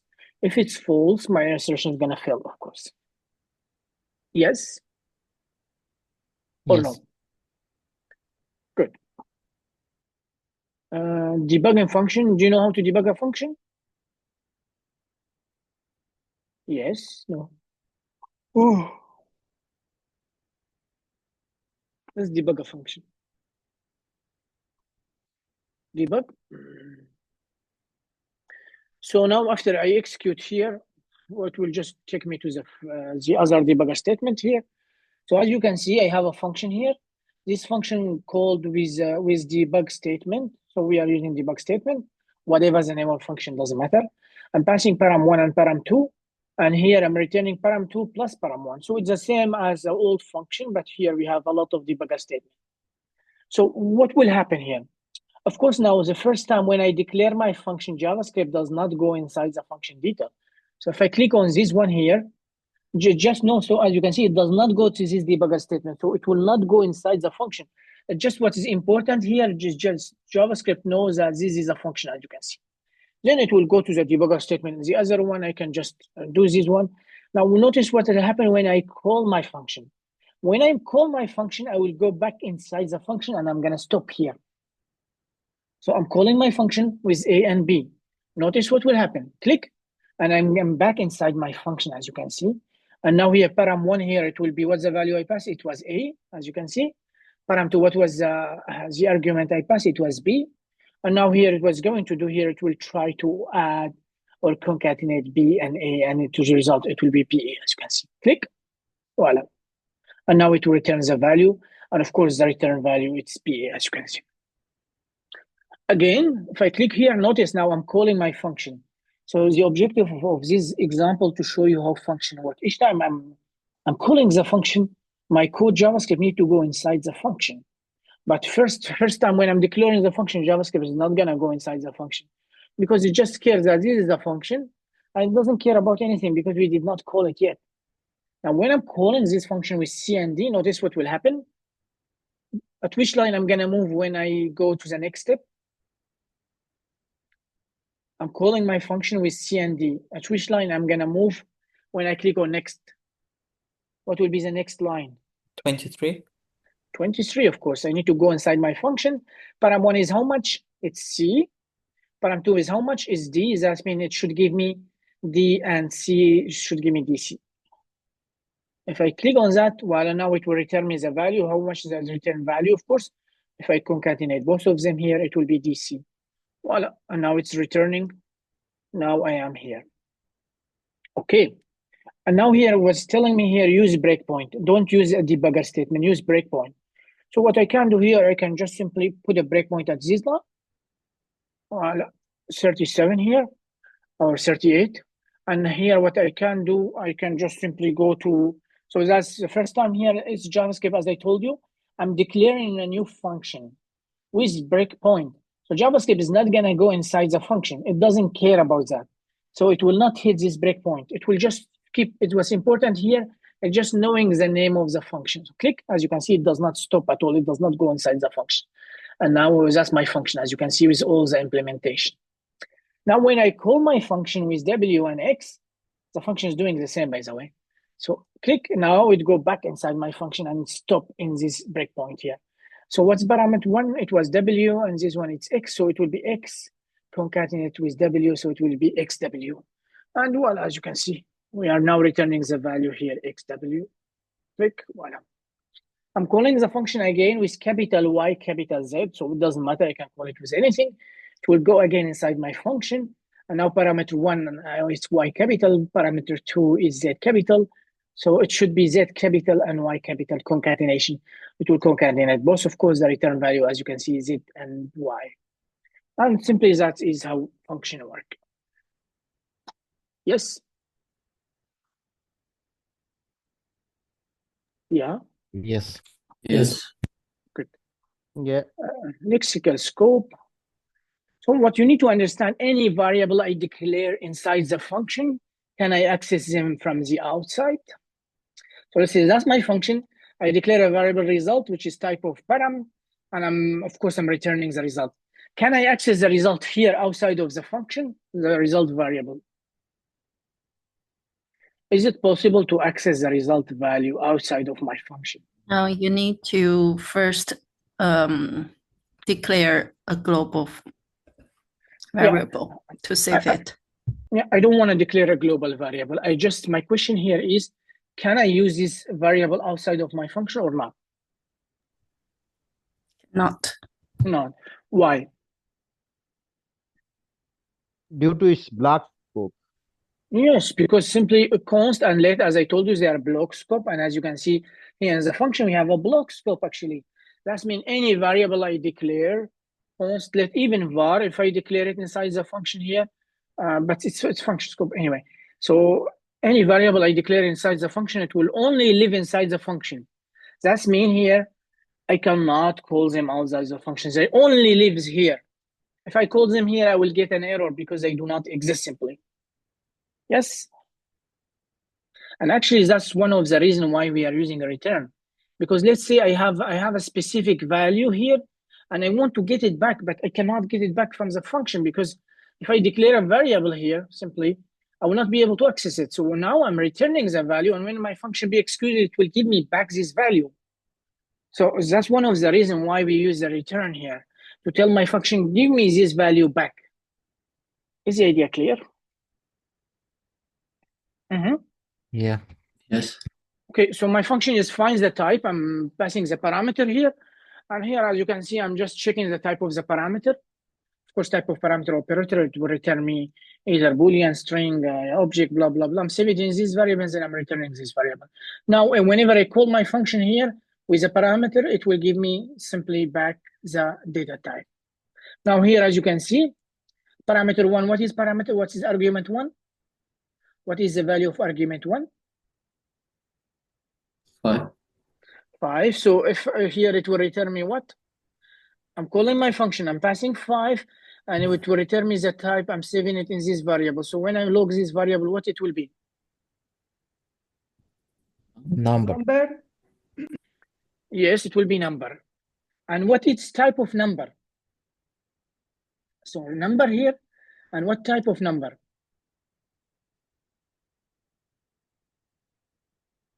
That's a good question, actually. What type of number? So here, as you can see, it will return me is a string, number, big int, Boolean, all of that. And that's very clear here. What type of string here? What type of string here? What type of number? What type of big int? What type of Boolean? What type of symbol? It's not difficult, just see. They're surrounded by single quote or double quote or not. It's string. It's string. Yes, it is string. That's what I'm trying to tell you. So here, as you can see, this one, it will return one of those, but all of them in form of string. Then what type of this string here? It doesn't matter. It will be simply a string, as you can see. Now, if I go here, click on this one and run. Also, as you can see, it will be string. And here's the type here. The type of this argument is 5. But the type of parameter always returns string, as I told you. Because it returns a string, then if I check the type of whatever I'm returning here, it will be number. Of course, the number, it will be in form, as you can see, of string. So what type of this one here? It will be string simply. Same idea here. I'm passing string. What type of this one? It will be string. And of course, if I can check the type of string, this string here, what's this type of this guy? Well, it will simply give me string as well. Same for null, type of null here, it will be an object. And of course, object as a string, as you can see. So what type of return string? Also, it will be a string, as you can see. Let me show you what do I mean. So type of operator. So if I say type of 5, this operator here, if I hover over it, why it doesn't give me anything?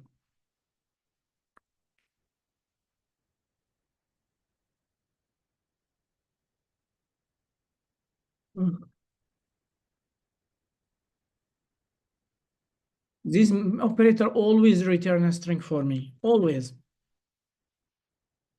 So as you can see, what does it return? Syntax parameter, example, type of, what is the return type? So what it will return here? Where it will return undefined, but undefined as a string. Object as a string, Boolean as a string, a number as a string, big End as a string, whatever it is, even function or object as a string. So this type of operator always return a string. It returns a type, yes, but it returns it as a string, which means even if it's number, it was surrounded by single quote or double quote. And to make it even more clear here, if I say type of 5, see, it return me number, yes, but as a string here. Why? Because the type of always return a string. If I say type of true, as you can see, it give me Boolean. Type of high, and voila. String, as you can see. Type of whatever you try. So all the time it give me a string simply. Yes? Yes, no? Yes. Yes. Yes. I should be okay with function. Document the function here. So they are talking a little bit about GSDoc, as I told you here. That's how we write a document. I told you. So first it will be slash /**, and if your VS Code should give you a suggestion, of course. Here I have a function which is say find the type. I'm trying to pass a value and it will return me the type simply. So how can I document this function? It's quite simple. What is this function doing first? It returns the type of any GS value. So it returns the type of any value in JavaScript, simply like that. That's what my function doing. Does my function take any parameter? Yes. So I need to say at param. And here, as you can see in curly brace, what's the data type of value? Well, it could be any type. That's the reason why we are using any. So any could be Boolean, it could be string, whatever. And that's the reason why using any. Value, what is the value? Is the value to check. Return, what does it return? It will return a string. Because as I told you, type of value always, or type of operator always return a string. So it will return the string, the type of the parameter. That's one example. Second here, if I'm trying to add two numbers, same idea as you can see, add two numbers, one space and parameter. I have two parameters. Both of them are supposed to be number, as you can see, X and Y. The left operand or the first number, or here the second number, it's really depend what you want, that's fine. And it should return me number, which will be the sum of X and Y. What I'm doing here, I'm trying to compare strictly equal these two values. So I'm trying to compare the type and the value of two parameters. Param1 could be any, param2 could be any as well. Here I can add the first parameter here, just to make it clear, the first parameter. And here I can just say the second parameter, as you can see.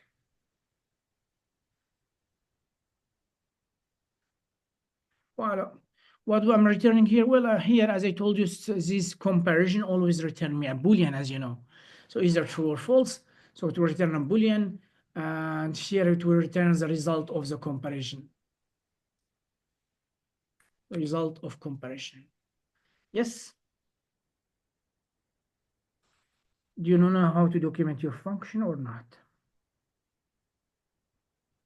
Yes. No. In this example, we are trying to reverse a string. return a new string with all of the character reverse. That's what function trying to do. Do I have any parameter? Yes. I have one parameter string as the string to be reversed, and it will return me also the string, but the new string here, it will be the reversed here is backward. And that's simply how we document our function.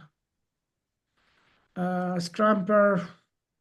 Well, I will not go through this one, but I'm gonna just explain the documentation here. So what this function scramble is doing here, takes three parameter 1, 2, and 3. And after that, it's just simply adding this parameter or concatenating this parameter depending. It looks like the parameter here from the function, all of them are strings, so it will concatenate them. Notice I'm using parameter 2 before parameter 2, then parameter 3, then parameter 1.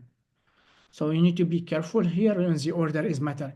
In string, it's very important to watch the order, to check the order, because in string, even if I just miss one simple stuff, my test will not pass.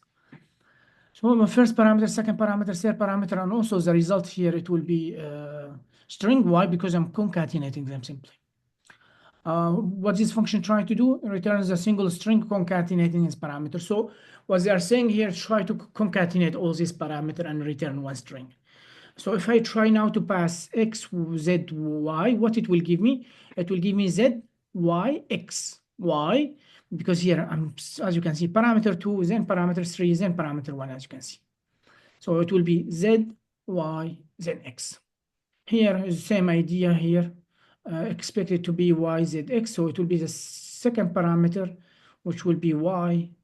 Third y, z, x, as you can see. Here z, y, x, or it will be the second one. So it will be y, x, and z, y, x, and z, and same here. So it shouldn't be that difficult. Yes. Yeah. Yeah.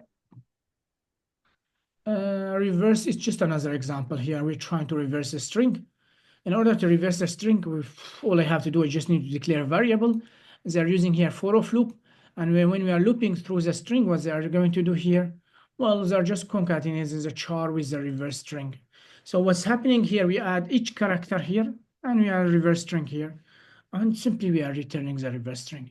So I think you already encountered this example on the previous exercise, if I'm not mistaken, right? Yes? Yes. Yes. Let's try to debug it anyway, quickly. Debug.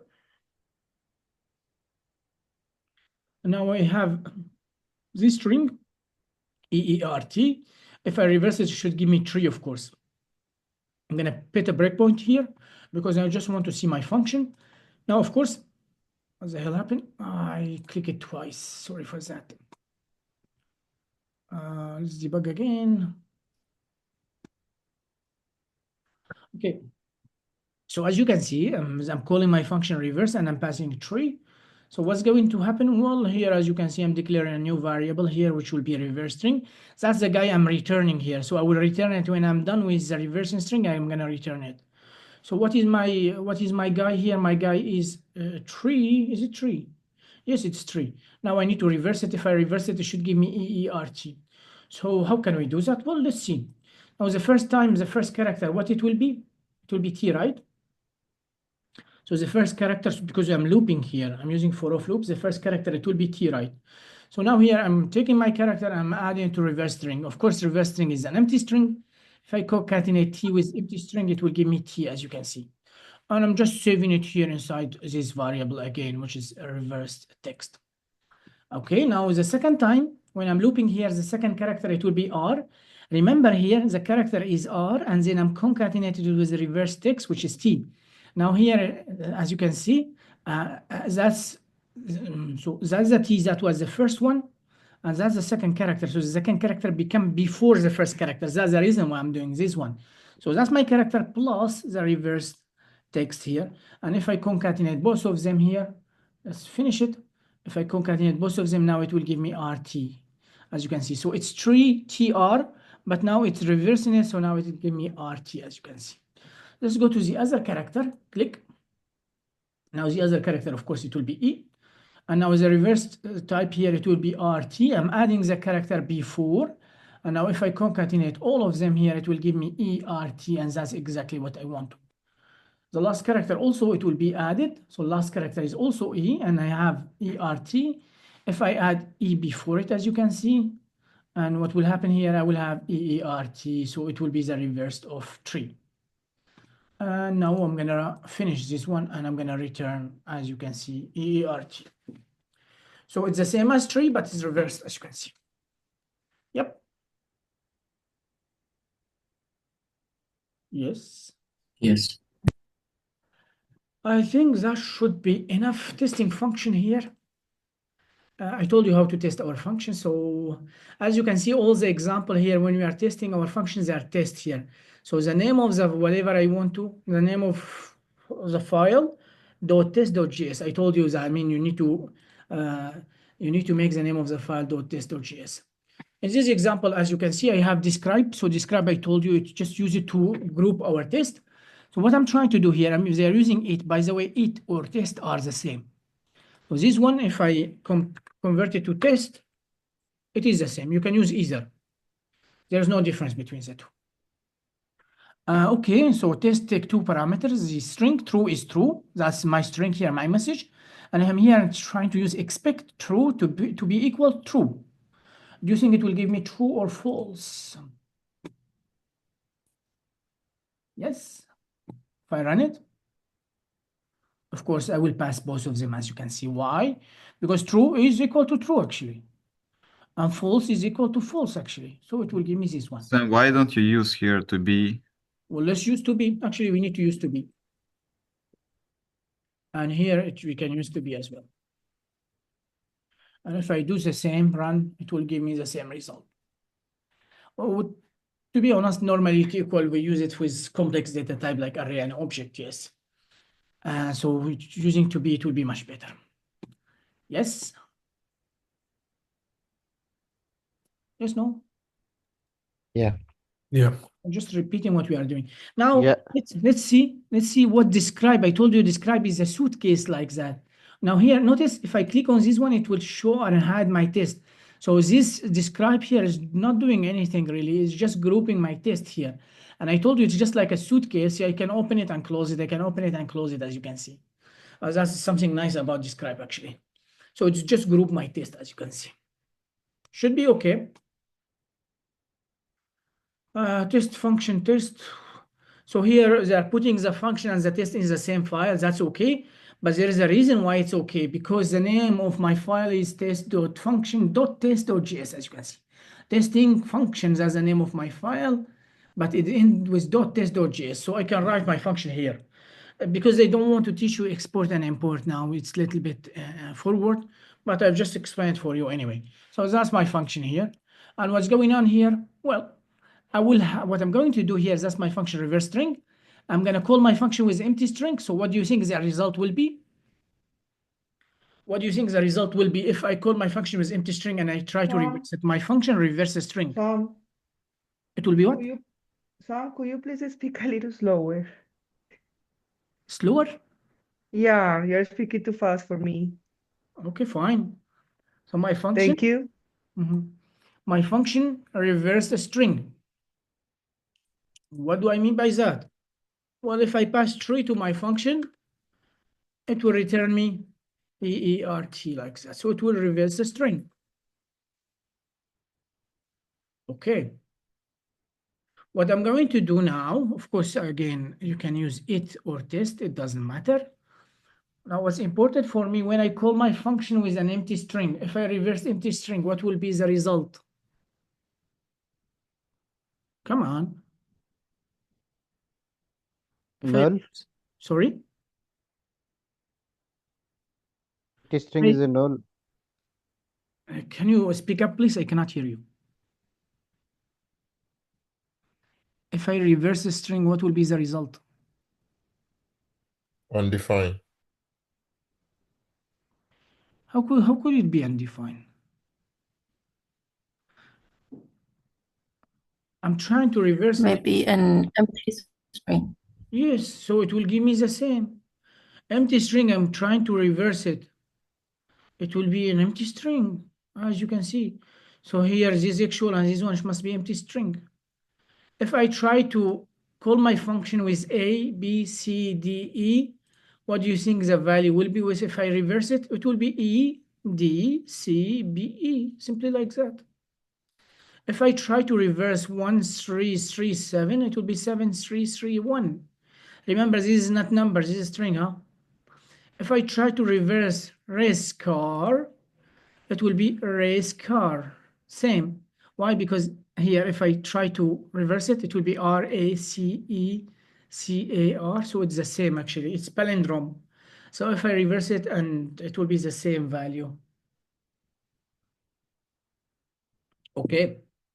If I try to reverse this guy here, which is parentheses minus plus equal greater than 8 less than equal plus minus and parentheses. So first here it will give me parentheses, then it give me minus, then give me plus, then give me equals, then it give me here than, I think, or less than. Some. Yes. When it's empty string, why the result is empty if there is nothing inside? Again, Susanna, what is the question? When you put empty in reverse string, when it's the empty, why the result is empty? If there is nothing, should be undefined or something, no? No, there's no undefined here. I'm passing empty string. There is nothing to reverse it, so it will return me the same. Okay. Because inside empty string, I have no character, I have nothing. If there's character, it will reverse them. There is no character, so it will return me the same, as you can see. So backward here is empty string, it will return as the same, as you can see. Yes? Yes, thank you. And if I try to now, not this one, not this one, not this one. If I try now to inspect and run all my tests, as you can see, everything is passing. Pass, reverse, an empty string. Pass, reverse a string or flatter. And of course, this message here, it's important, as I told you, just being written here. All of them are green, that means I pass all the tests. Let's try to run another test.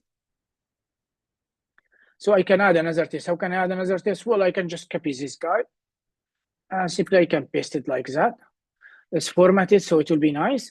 Now I'm trying to reverse a string of character like that. Now I'm gonna try to reverse here. I'm gonna try to reverse hello. Of course, I'm expecting if I reverse hello, it should give me O-L-L-E-H, right? So as you can see, my function, I call my function with hello. It will give me the reverse string because it returned it. My function return the reverse string. I save it in this variable, and then I say expect this variable, which will be my reverse string, to be equal to OLLEH. And of course, if I try to run it, as you can see, it's also passing my test, as you can see. That means my function is working correctly. Yep. It's 11. The rest here, you can check them, but yeah, it's quite simple, actually. Or maybe you can check them tomorrow. So what I want from you to do now, I want you to go to for loop. You have isolate and integrate. Please finish all the exercises. And after that, you have function and unit testing. Go to function, unit testing. I've already did the example with you. You need to do the exercise with function, document function, and testing function. Okay? That will be for today.